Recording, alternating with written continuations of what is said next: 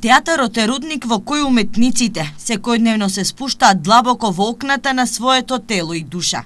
Таму го наоѓаат своето богатство, за потоа секојдневно да застанат исправени пред публиката. Ова е дел од македонската порака која во чест на Светскиот ден на театарот ја напиша Благоја Мицевски, костимограф, режисер и уметнички директор на Битолскиот театар.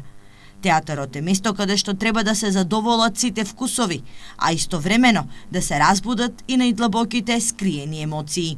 А ние треба како театар треба да правиме да ги достигнеме вкусовите на сите луѓе кои што постојат на секој еден сладокусец, да направиме да се почувствува да ги доловиме вкусот на секој еден кој што ќе дојде во Штипскиот театар да се почувствува задоволен и да излезе со разбудени емоции кај него. Во пораката Мицевски додава дека театарот има моќ да го менува светот на подобро, да ги менува луѓето, но и да создава подобри светови од оној во кој што живееме.